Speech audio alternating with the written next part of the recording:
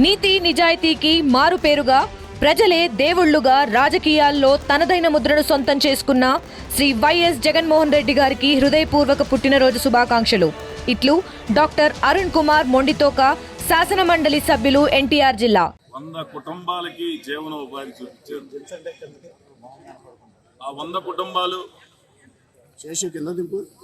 దీని మీద ఆధారపడి నాలుగు డబ్బులు సంపాదించుకొని వాళ్ళందరూ ఆనందంగా ఉంటే వాళ్ళ దీవెనలు ఈ ప్రభుత్వానికి సరిపోతాయి. ఎంతో మంది ఎన్నో రకాలుగా మాట్లాడారు. ఇది ప్రభుత్వ భూమి. ఈ ప్రభుత్వ భూమి యొక్క పొజిషన్ కూడా వాళ్ళకి తెలవదు. ఇది ఏం భూమి అనేది కూడా వాళ్ళకి తెలవదు. హైకోర్టులో కూడా దీన్ని అడ్డుకోవాలని చెప్పి పిటిషన్ వేయడం జరిగింది.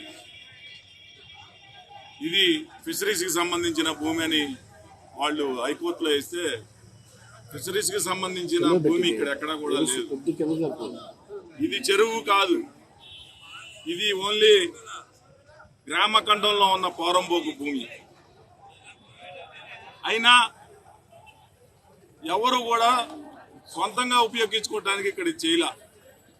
మనం గవర్నమెంట్ రైతు బజార్ కట్టినా, లైబ్రరీ కట్టినా, అంగన్వాడీ కట్టినా ప్రభుత్వ భూమిలో కడతాం. అదేవిధంగా ఇక్కడ రైతు బజార్ పెట్టడం జరిగింది. అయితే ఇక్కడ ఇన్నర్ రింగ్ రోడ్డు ప్రపోజల్ ఉండటంతో అనుమతులు మాత్రం ఇవ్వరు. అందుకనే తాత్కాలిక రైతు బజార్ ఇక్కడ ఏర్పాటు చేయడం జరిగింది.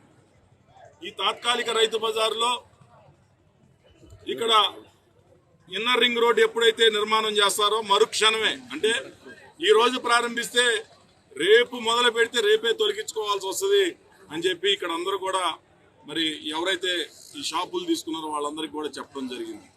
ఇదే కాకుండా ఎవరు కూడా ₹1 ఎవరికి చెల్లించాల్సిన అవసరం లేదు.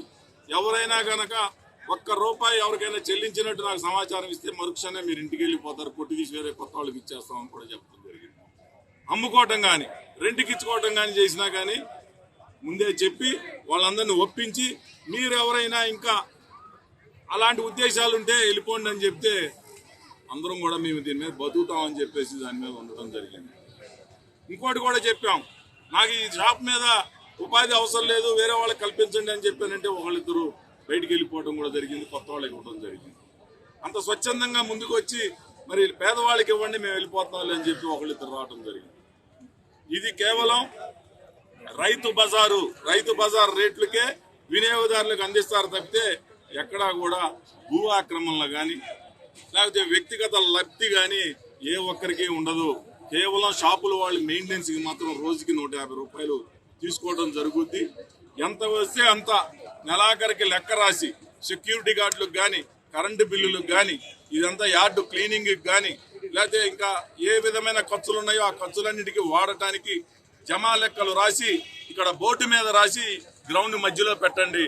ప్రతి షాపు ఓనర్కి మీరు వాళ్ళు ఇచ్చిన డబ్బులకి లెక్క చెప్పండి.